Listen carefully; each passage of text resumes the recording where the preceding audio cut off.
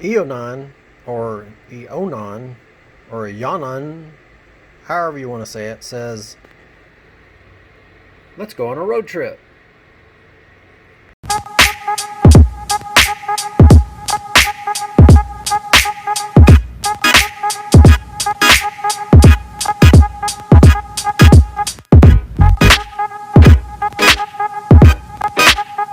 Okay, so right now, the only thing I'm lacking in getting this all put together, I'm going to go ahead and get the wiring done, is the backup camera. So it was packaged pretty nicely. The one thing that and I've railed on Chinese crap, and this of course is made in China as well. The one thing that I do notice on here is the packaging, the way they package it. I mean, if you're going to make crap, typically you don't package it well. I mean, what's the point? But they did package it really well, complete with silica gel packets and things like that to keep moisture out of the system and stuff. And so hopefully that's indicative of how long they're expecting their product to last. I don't know. It's anybody's guess. But this is the main unit here, the double DIN unit. And of course on the back, it's upside down at the moment. It's pretty light, very light actually, compared to the stock radio. Metal housing, obviously. On the back here, they do include some instructions, but on the back they're kind enough to go ahead and put where each wire goes and what it does and so forth. One of the things I was waiting on, this one in particular, and sometimes you can find these deals, this was $239 for the radio itself. If you want things like the OBD, of course you can find these pretty cheaply, and I was going to do that, but I wasn't sure that it would communicate with this head unit. So I went ahead and went with the one that they said that they offered. In this package, they talked about if you bought the radio, you get 3 free accessories. One was this. The other one is the dash cam. Okay. And then the third's the backup camera that I'm waiting for. It's got a Wi-Fi antenna, a GPS antenna. Here's the dongle that I'm not sure I really needed. I'm not sure. But each one of these things, this was free, that's free, and the rear view camera is going to be free. This one you have to buy if you want it. There's dual USBs here. Here's your mic. It does come with a mic. And from all reports, this microphone's pretty good. It performs pretty well.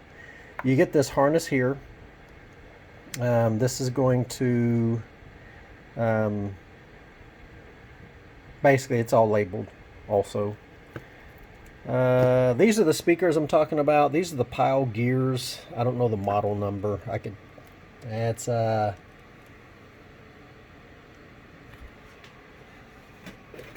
okay, yeah. It's the PLG64. So it's got a pretty good magnet, pretty heavy. A lot of times that's a good indicator, but the frequency response on these are 60, but the crossover that's built into the amplifier that's going to be sending signals to this and these tweeters, it's 85. It's limited to 85. Good mid-range woofer. It is, and of course the subwoofer in the back is going to take care of the deep bass. Let's see here. This was one of the wiring harnesses that came with the car. Well, I'm sorry. I ordered to install this. This one's going to plug into the factory's connector, and then of course all these are going to be wired into this harness. Trying to figure out here real quick. Yeah, see, this is going to be the plug-in into the radio, and then all these probably going to have to cut this off because I'm pretty sure, yeah, ain't no way that's going to fit in there, so this will have to be cut off, but it's all labeled and stuff like that, so that's helpful. For your backup camera, it's a manual transmission. An automatic one shouldn't be that difficult, but a manual transmission for the backup camera, just go ahead and source a power to the backup lights itself, the bulbs. Okay, so you just find the wire that goes back there and just tap into that, and whenever you go into reverse, those light bulbs come on. It sends a signal to the radio to turn on the backup camera, and there you go. This is the adapter plate. The part numbers on this for the wiring harness, it ends up being 1988-05. It's for General Motors, and it does in fact fit. I verified it when it got here, plugged it into my factory ISO harness, and it was fine. This adapter plate, it comes with these side brackets and stuff that you'll need. That part number, it's right here. It's 95301. Okay, and it says Saturn 95 to 99. But I'm pretty sure, what, on, well, 2000. I'm sure, 2000s? I'm not sure. 91, 92, 93, I think they had different radios set up. I know the dash changed in 95, 96, because I traded in my car because it had a different dash in it, like the quote-unquote upgraded interior. So those are the items I have as well. This is the screen, obviously. I did measure. It is a true, if we count the two there where the screen starts and you come over to this corner, let's see here, it's supposed to be 10.1. So what, 12 minus 2, yeah, 10. And then the overall dimension from one corner to the other is just about 11 1/4. And then from this side here, it's about 9 3/4. And the overall dimensions here, let's see here, about 5 3/4. So again, oops, sorry for the hand and the finger, but it wasn't the bad finger, so that's good. Outside of that, they include, of course, I got a bunch of these, but it's a panel pulling tool. For this car here, though, obviously it's a universal kit, so it could go for anything, but we don't need it. You might have heard me lament about how much crap you got to stuff in behind the doubled-in radio. This is a size comparison for you. There's quite a bit, almost 2 inches extra room back here, so that's pretty neat. And like I said, this sucker here is heavy as all get out compared to that unit. Very heavy.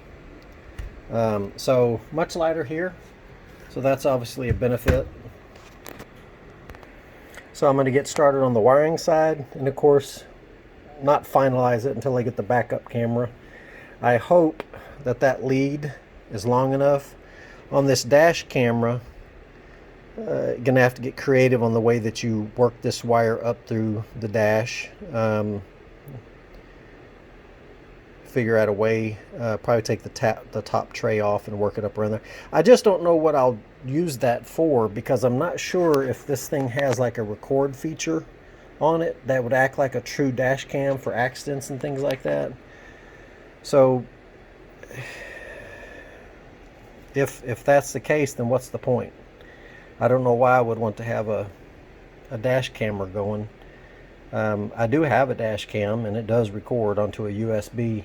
So the instructions of this thing, when you read them, clearly an American or someone that really had a mastery of the English language didn't write it. It's well enough. It's more of pronoun usage and incomplete sentence and all that stuff. It doesn't give you a whole lot of confidence, though, when instructions are like that. One note too, I'm told that although once you get this thing on, you can take it off. There's some connections here in the back that you pull apart. I see it. It's right here. You'd be pulling these apart on both sides and pulling it up off of this slide here. And then it will give you exposure to take this off. But look at that thing. Is that not, looks like it belongs in your PC, not in the everyday. I don't think they intend for you to take this off and on too often. The good thing is that this thing does have a ball joint set up in here, and that's where you're going to get your, your rotation of your screen, however you want it. And through all the videos I've looked at on it, daylight observation of it's pretty good. Fantastic, actually. Boot up time, they're telling me it's about 30 seconds for the initial boot. After that, it's about 1 second when you turn the key on. So, short of that, what else we got here? Oh yeah, that's right, shift knob. This is the old shift knob. I do like this one. It's not something you really want to grab a hold of in the summertime right away. But outside of the top here, and this is probably just all the coating and everything. I mean, your hands are soft except for perhaps a wedding ring or something like from time to time. But unless you're in Germany, you should have that on your left hand. And since we're in America, we're left-hand drive, so you should be shifting with your right hand. But it's got some divots and things like that. I'm going to hold on to this maybe at some point later if I want to have it sanded and maybe get it powder coated or something. But I've been looking to update something like that, so I went with this. This is an adapter here, and this is like the typical Honda shift knob look. It's got the 1 through 5 in reverse and the same pattern we have. It does raise it up a little bit, but like I said, mine is a short throw, quote unquote. The stalk is cut. So I didn't like these in the past because of the set screws that you have, and this does have the set screw deal. Of course, they do send it with these adapters, but the one that I bought, and I've found this to be the case a lot of times with the Saturn in particular, they don't tend to, or no one ever told them about Saturn's diameter on their shift stalk, because it seems like we got the fattest one out of the whole bunch. This hole here is pretty large, as you can see, but it doesn't fit down. It's just, you see that little divot there, that's where I was trying to slide it over. I want this to be a pretty snug, tight fit, and then I'll use the set screws that they gave me to go ahead and tighten it in even more. But what I did on this one, because it would seem like every couple days this thing would get wobbly because these set screws would come undone. So I ended up drilling a hole, or somewhat of a hole, into the shifter stalk itself to where I could use this stud here, and then I use these as stabilizing. Put just a dab of Loctite on this thing, and it never came loose again. So I may just duplicate that here. I may use one of these holes to do that. Just reach in there and put this bolt in there, or this screw. Yeah, it'll be fine. So anyway, we'll get it worked out. What I'm waiting on though is, because, sorry for the finger again, because this won't fit, I went in and measured and got a chart, and I've got some weird drill bit coming. It was like $3 coming, and I'll bore this out to where it really fits nice and snug over that stalk. And then I'm reusing the stock leather shift boot on it. And of course, this little channel here is where your shift boot top is supposed to go in and hold on. This one didn't have anything like that, so the shift boot sometimes would sink down. You can see the shift stalk up underneath there, look kind of cheesy.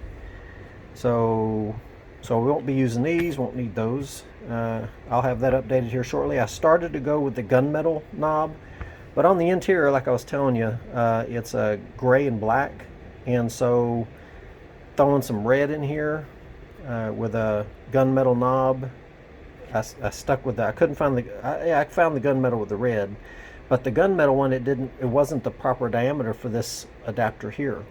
And these are a dime a dozen. I spent a long time trying to find some that looked like what I wanted it to do. I bounced back and forth between silver and red because I'm not a real flashy guy. If you saw in the engine compartment, I try to keep that as non-flashy as possible. But but I said, okay, a little color liven up the interior. So that, and then of course the red leathering. But I couldn't find anything that was going to be here in any short amount of time, because I'm trying to move pretty quick on the interior side of things. I mean, because of COVID, it was going to take up next month to get here. That's pathetic, you know. So anyway, got that. I'm happy with it. It's fine. And this will be just as hot to grab in the summertime as that. Okay, the rear view camera came in late yesterday. Packaging here, it's a wide angle, 170 degree high def waterproof. good performance even at night. The highest level of waterproof dust, the highest level. There's a industry that grades this, and they give out levels, and this is the highest level of waterproof and dustproof. Total pixels 420,000. Horizontal view is 120, wide angle is 170, and that's the benefit, right? Easy installation.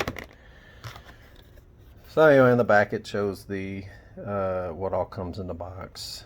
There's some dimensions back here, and it did say right there, English user manual. When I first pulled this thing out, it was facing up this way, and I opened it up and I was like, English user manual? What the heck is this? So anyway, kind of like most of the manuals, you flip it, and the back side has the English version of it. So anyway, backup camera came in. That's also going in. I'll probably put this, it's, I don't know, tiny, I guess. Probably mount it maybe something like that up where the above the back license plate. Depends though how far this shoots down. In this Desada, I say Desada, I had Desada, Toto, and all those. I was looking at them. In this radio, it'll give you the ability, I believe, I thought I saw it say that it'll give you the ability to go in and put the yellow, green, and red ghost image on there to where you can know, you know, how close you are to something. So we'll see on that. So I got this thing wired up. I say wired up. There's a few more. There's one here that's for, what's it for? It's for the dimmer, and of course this the screen will have you, it will give you the ability to go in and brighten it or darken it. And so the dimmer portion on this, I think the stock wire color is brown from the stock connector, and then this ISO connector right here, it's orange. But as you can see, there's nothing hooked to it because there's nothing on the radio harness here to hook it to. The last two I have that haven't been used is, of course, the amp power on and the backup 12 volt. Again, this goes to the backup camera power. I say power to the reverse light circuit, which I'm going to find that in the I'm going to source the wire harness and see where it goes, if it goes down the channel there, like along with the fuel pump wiring, and just source it right there instead of trying to go all the way back there and find it and hook directly up right at the socket, that kind of thing. But I'll probably try to mount it like maybe, I'll raise this up, maybe like right here. And it's obviously, instead of drilling it, go ahead and put in some, just use some 3M tape or something. I don't know if that's going to be shooting too far to the ground or not. I may try to bend this thing back the other way. Maybe it's going to maybe be better that other way. I'll just have to be cautious of the wire coming out of it. But anyway, that's the proposed location I'm thinking of, right here. I don't think there's any other good place to put it on that's going to make any sense. But we'll see. I'll show you the final deal when we're done. Okay, for clarity's sake on this reverse camera, of course the instructions are in quote-unquote English. There's diagrams and everything, and so what they're saying here is the camera is going to need a power supply, basically. And so all this is in the box, so you're going to get all this, obviously. There's a wire that tees out, and it has a red connector and a black connector, and then there's another wire with a black connector, and at the other end there's an RCA with a reverse trigger wire, a red one, and then this RCA goes up, and this is for the 12 volt and ground wire. Now what they want you to do, so just so you don't get confused, this camera needs a power source. Okay, and so the power source is going to be, you're going to find the circuit for your reverse light, and you're going to tap into both the 12-volt signal to the light and the ground wire to the light. So you'll just basically solder those into those lines. So you're going to find the power side and the ground side, and you're going to hook those two wires up to it. And then so that gives you power to this camera. Now the camera is not on, or I say on, it's not going to show you a picture unless it gets a trigger that says it's time. And of course, so you're going to hook the RCA into the screen there. You're going to hook the RCA into the back of here, and then this is your reverse trigger. So this is the one that you're going to go put onto the reverse light switch, the switch, so that when you put it in reverse, power goes back to the reverse lights. Then the display will come up on the screen, and then it'll show you what is, the power. It's powered. It's going to show you then what the lens is seeing. So if that wasn't clear enough, when you get these instructions over here, it shows you on that particular cable that has the RCA, and then it has the lead for the 12-volt and the ground wire. It says right there, find the positive and negative reverse circuit, connect to the positive and negative poles of the reverse lights. So so there you go, just to clarify, in case that's, because I'm thinking, okay, you're getting power.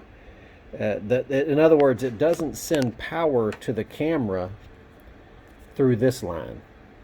This is just the trigger that'll show you the image. That's where you're going to get your power from. On second thought, I'm thinking, put this bracket, loosen the license plate, and obviously use some double-sided tape or something like that, and then put this bracket down in between the license plate and the body. I don't want to drill anything, obviously, so it'll be like that. Okay, just below the emblem here, centered.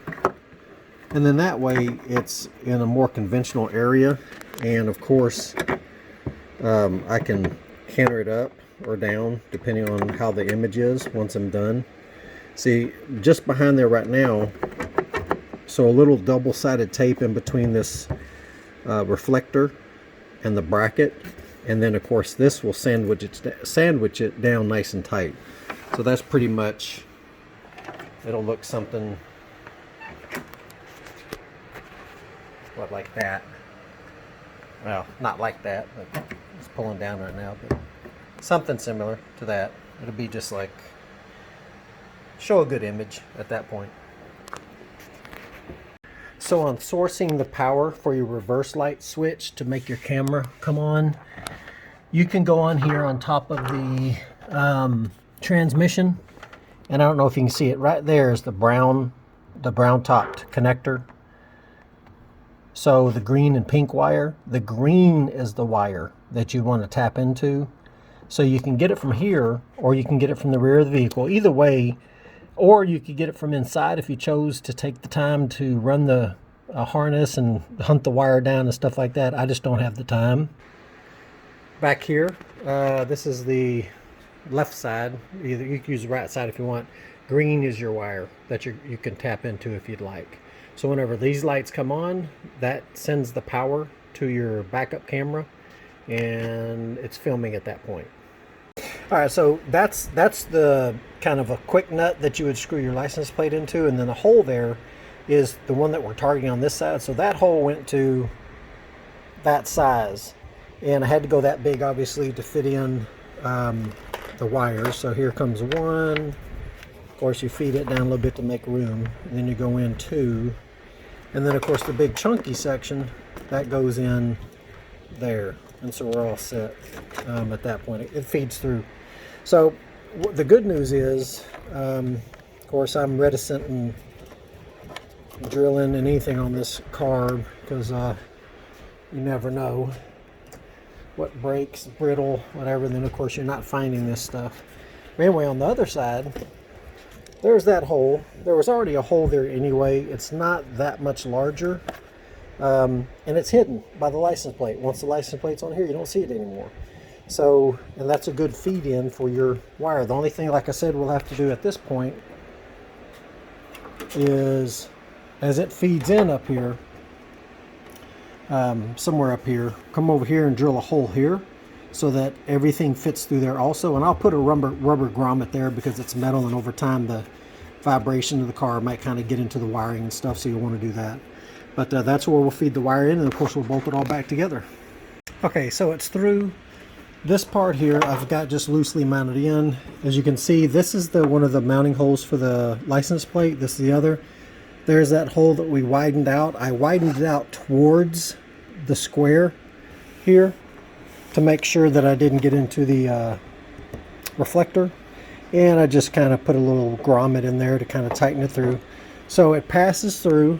I drilled a hole, and of course I put another grommet in that section here, and if I can lift this up good enough, I'll show you. And as I lift it up, you can see there's the hole I drilled, there's the grommet. Of course I painted it to keep it from rusting. So it goes up back through there. Then of course it's the other side that comes out here. Painted that side as well. And as I widen out, you can see I just follow that cavity, that hollow cavity down through here. And of course here's where I'll be making my connection. And then everything else will pretty much roll down this cavity into back here, attach the arm, follow it all the way down, all the way up to the front. And so there you go. There's the, of course the trunk ain't closed all the way. Just kind of get up inside, and of course you get a little closer, and there it is right under the emblem. So, fairly well, I guess, hidden, if you want to say. And wiring is all done good, so yeah, I'm happy with it.